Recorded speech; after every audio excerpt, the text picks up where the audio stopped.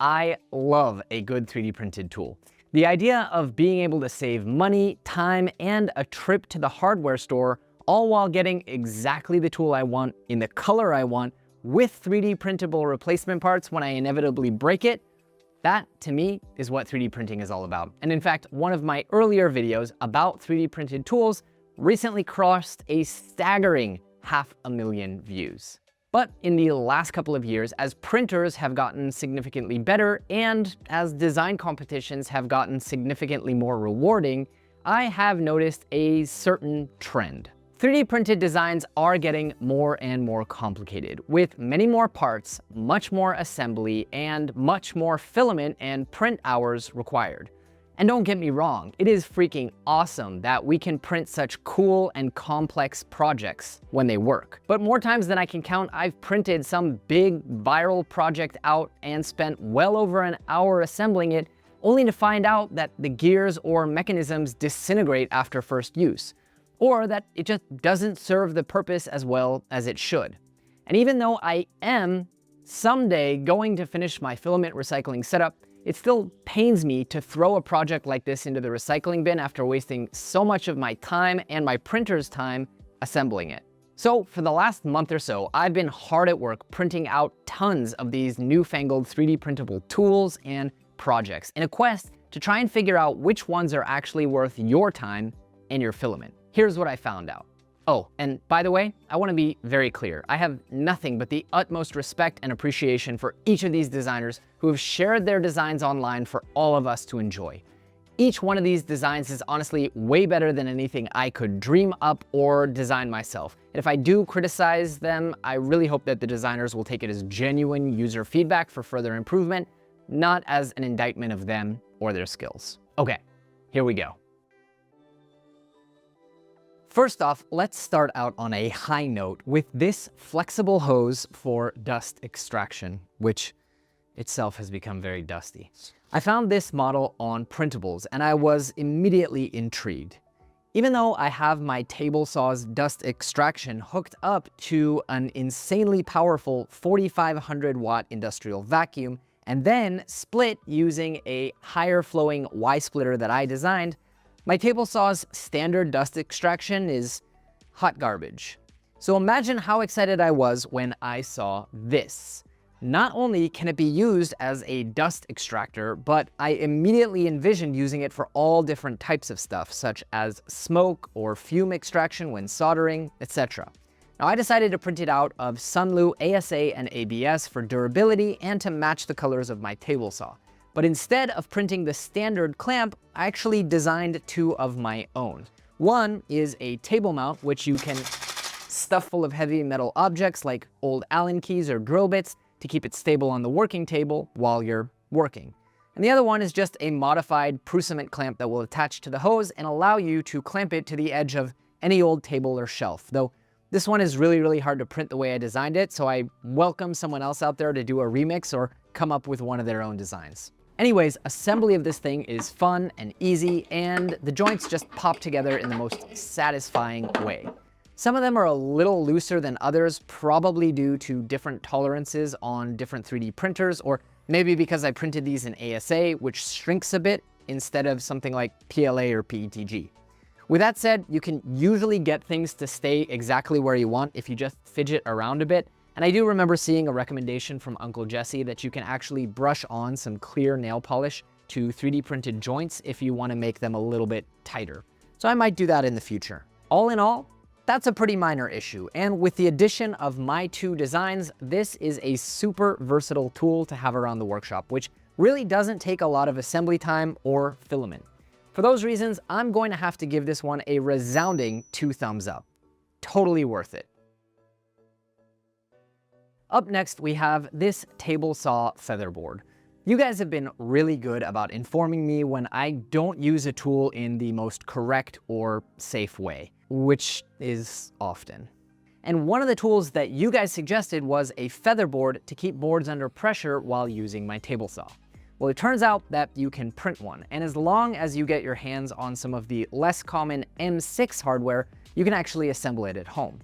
Now I printed this out of a brand new roll of Polymaker lime green PETG because it needs to flex. But as you can see, I'm not just talking smack when I say that PETG is not compatible with my environment. I swear to God, one day I'm gonna make shirts that say God hates PETG or something like that. Anyways, I did need to design my own nuts because the creator's nuts were just too big for my tiny little... Wait, what did he just? Table saw. Ah, okay. Anyways, my nuts for some reason kept getting caught. Dude, seriously? And I need to take some time to maybe redesign them again. But nonetheless, I see no reason to fault the original model. It's great, even though the designer's nuts were way too big. I give this a rating of filament worthy. Highly recommended. Up next, let's try another little tool that will be super useful if it lives up to its promise.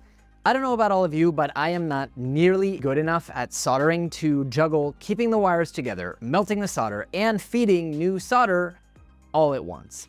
That's why when I saw the solder scroll on printables, I got really excited. Unfortunately, my first attempt failed miserably and the pin broke off during assembly. This is a common problem in 3D printed circles or pins, and it is going to come up again later in this video. And because this failure was on the main body of the solder scroller, it did mean reprinting basically the bulk of the tool. I reprinted it and I got it assembled, but I found that the gear had way too much friction, even when I tried 2 different gears printed on 2 different printers. Apparently, I'm not the only one because I then saw that the creator suggested PTFE lubricant on the gears. I applied some lubricant until the whole gear looked like someone had just sprayed whipped cream all over it. But anyways, it was to no avail. The gear turns, but it's really, really hard to do it with just one finger. Giggity. I still love the idea, so I am going to try to print the gear using XY hole compensation to make that hole a little bit looser. Gross. When I have more time to play around with it. And I bet that it'll solve that problem. And it is getting better as I work the lubricant in. But for now, I'm gonna have to give this one a great idea, but proceed with caution. By the way, another soldering tool that I want to print is a set of helping hands or a Delta ergonomic table. So if you'd like me to do another video just like this one, do remember to give this video a like and drop a comment below so that the algorithm that governs my entire income and well-being makes this one a success worth repeating. While we're on soldering, let's check out this popular solder flux extruder, which I printed in Polymaker ASA so that it can withstand the heat if I'm using a heat gun near it. Honestly, this thing is everything that I would want a 3D printed tool to be. Printing it is easy enough, and the author even provided the integrated supports to help you print the screw if you have trouble keeping the teeth of the screw on the bed, which you will if you try to print this model without the support file. Assembly is a breeze, the model isn't overly complicated, the knurling is beautiful, and it uses a bare minimum of filament. The tolerances on this are absolutely perfect. Now, at first, I actually thought that it was weird that the screw is in the reverse direction of what you'd expect to be, and it really felt unnatural. But then, as it turns out, I realized that this was an ergonomic consideration because it's much easier to extrude the paste with a downwards motion of your thumb rather than an upwards motion of the index finger or even a downwards motion of the index finger. Honestly, this one is fantastic. I give it a chef's kiss of perfection. You know, one of the reasons that I love 3D printing tools is that I really enjoy working on and upgrading 3D printers. And that's why I'm so glad that this video is sponsored by Soval, makers of the fully open source SV06 Clipper Edition, the SV07, SV07 Plus, and SV08 3D printers. If you're looking for a high quality, affordable 3D printer that just works right out of the box, Soval is a great choice. But if you're also looking for a 3D printer that is a joy to tweak, tune, and upgrade due to it being fully open source, including step files, then Soval is probably the best choice, short of going full-on Voron. They also recently released the new SH02 filament dryer and a smoke absorber, which are 2 products that I'm really looking forward to getting my hands on soon. I've been using and recommending both Soval's printers and their filament for years now, so if you're in the market for a newer, faster, or bigger printer, do make sure to check them out using the link in the description or go to jle.vi/Sobel today. Maybe a year ago, my buddy and fellow content creator Mandik really convinced me to pick up the LTT Screwdriver that at the time everybody was raving about. But given that I live here in Israel, by the time I actually had it in my hands, it cost me something like $70, which is honestly just insane for a screwdriver, no matter how much you actually use it. But also, since I got it, I find I barely ever use it, instead opting for these dedicated hex drivers that cost a few bucks and came in common sizes, which I'll be happy to link to in the description. So yeah, this screwdriver definitely wasn't worth $70 for me personally, but don't worry, Alan, I'm not mad at you. To add insult to injury, shortly after I bought it, someone uploaded a free 3D printable design, which actually got me thinking. Maybe it would be worth having if I'd instead 3D printed it. And what's more, there's no way that the 3D printable one is actually comparable in user experience to the real deal. Right? Right? To find out, I set out printing the most popular one on printables using a combination of Filament black and orange ABS. I also chose to print the remixed version of the ratchet instead of the original based on reading some of the reviews. Because this is a part that I would hopefully be handling a lot, I chose to print it in 0.12mm layer heights so that it would be nice and smooth. I think it turned out awful. It turned out awful. It's so bad that I immediately started beating myself up for endlessly procrastinating on redoing input shaping on my Vorons, but then I went to look at the model in the slicer and I realized that all of these artifacts are actually in the model. This, my friends, is why it is much better to share step files rather than low-resolution STLs. Because printers today have gotten so much better at printing details, and they'll actually, print those details, even if they're actually flaws. In any case, I assembled this thing and tried a few of the different ratcheting options to see if this guy screws better than he looks. And honestly, this thing isn't great. The back cap does not fit all that nicely, and it takes a ton of force to actually lock it down so that it doesn't just slide out by itself. The ratcheting of the standard version is too fragile and breaks, and the remixed version is too stiff. Also, despite having arrows to switch the direction, it only ratchets in one direction. Fortunately, in the process of toying around with this and its remixes, I discovered that there's actually another version out there entirely that uses 608 bearings and slightly bulkier parts for the ratcheting mechanism. So perhaps I will print that one in the next video if I do one. As for this one that went viral on printables and that has been popping up in my feed nonstop, between the artifacts, the fitment, and the functionality, I'm gonna have to give this one a needs work. Up next, we have this mechanical pencil from Printables. I'm always ordering these carpenter's pencils from AliExpress, but I'm also always losing or breaking them. So I thought that I'd try a 3D printable version. So I ordered a bunch of the replacement lead online and patiently waited for like a month, also that I could test out the design for you guys. And if you appreciate that dedication, then please make sure to give a like and subscribe to the channel. Back at home, I set out printing all of the parts, and I was surprised to see that the majority of the parts do need to be printed at 0.12mm layer heights. And I was honestly a little bit annoyed that the models weren't oriented in their proper printing direction. Designers, this is a really small thing, but it really makes a huge difference for beginners who might not yet understand what the best way to print something is. And let's face it, the auto orient feature in most slicers isn't always right. In any case, it took quite a while to print all these tiny little pieces at such small layer heights. And needless to say, printing this very thin body standing up took quite a few attempts across multiple printers. And then even once I had succeeded, the top didn't actually cool properly, so I wasn't actually able to screw the tip in. But as far as problems during assembly, I swear it was just the tip. Oh my God.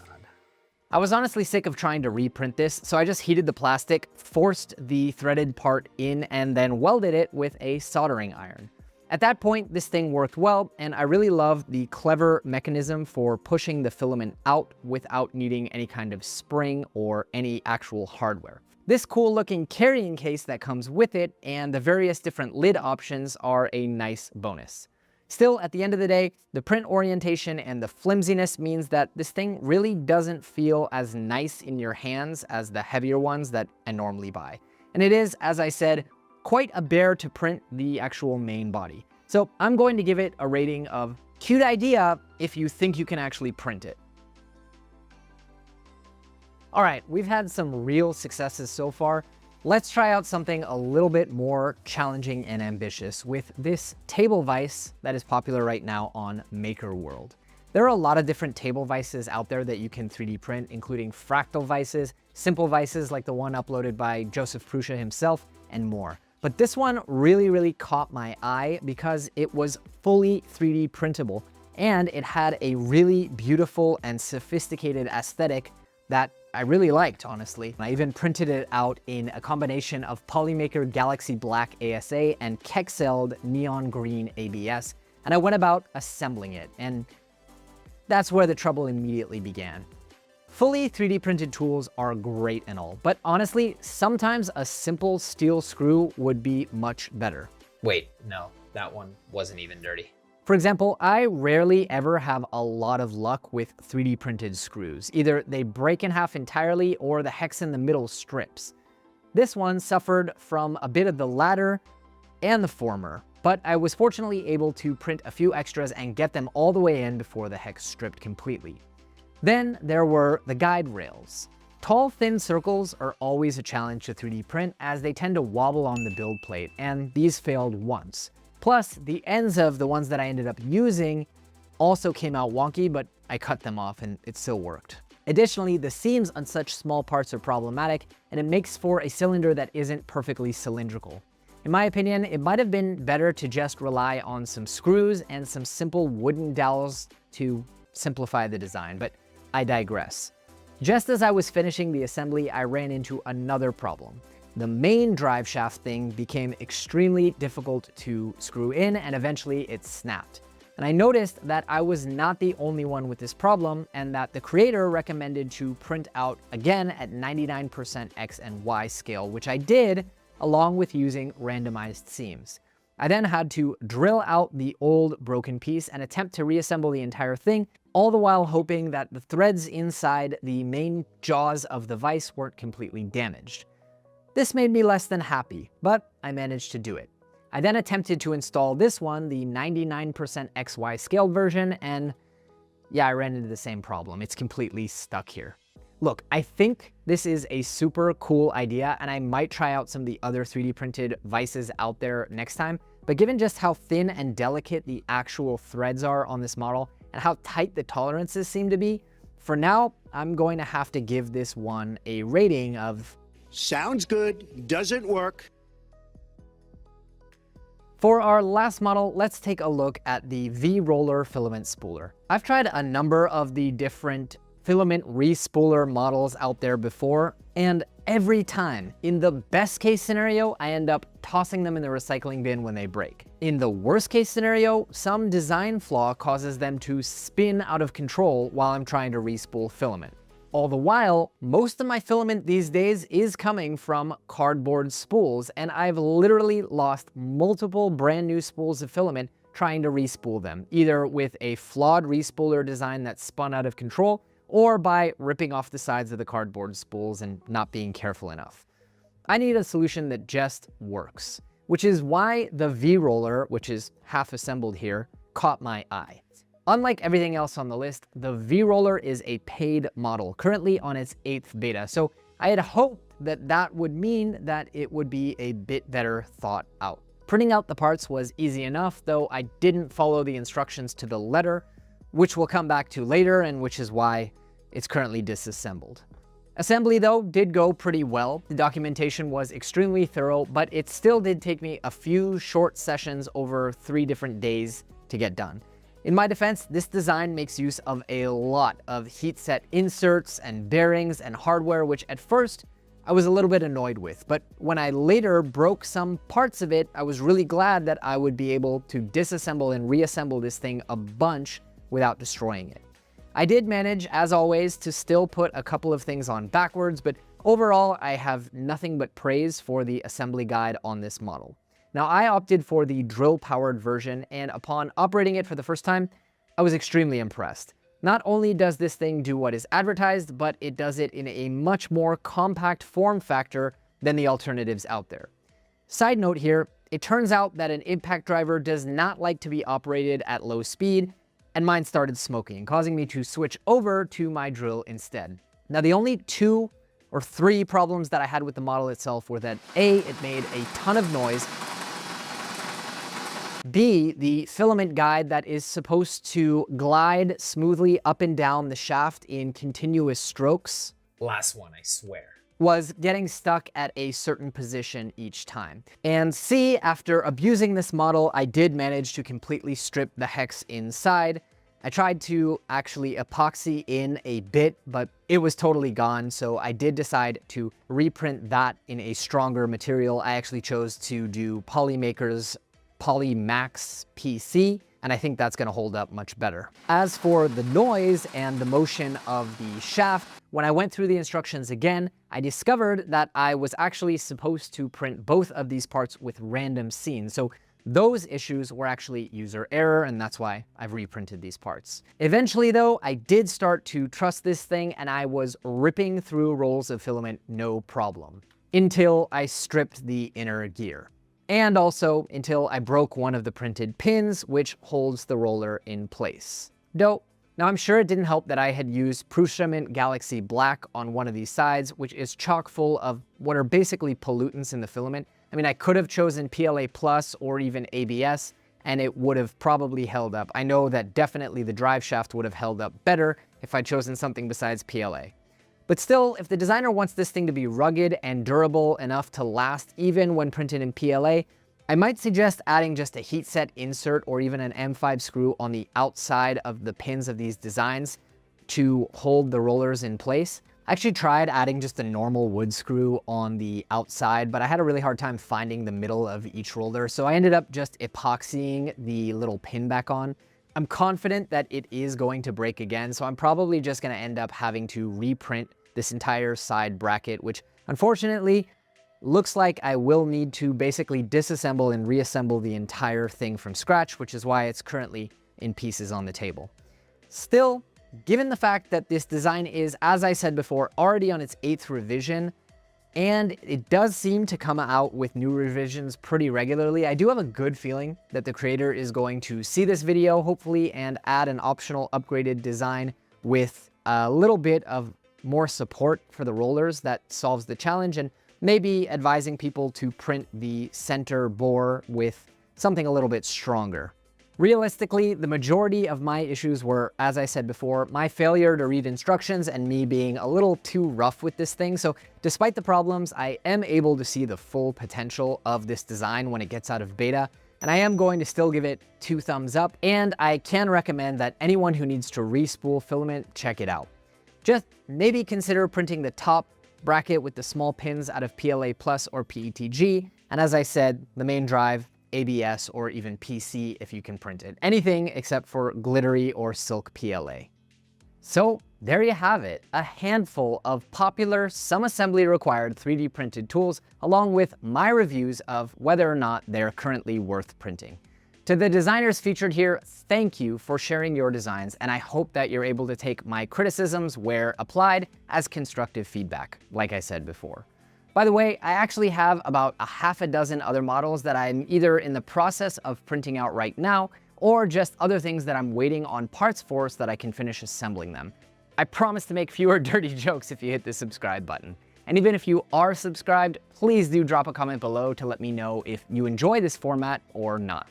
Let me also take a moment to thank our YouTube members and Patreon supporters, particularly our Nylon and Peak members, Chip Cox, Two Crazy Ketos, Amir Khen, Chris Miller, and Aaron Pate. And for any of you out there who would like to gain access to exclusive members-only content and an epic discount directory from many of the industry's top brands, visit the link in the description below to join our Patreon community. That's all for this week, but I'll see all of you on the next layer.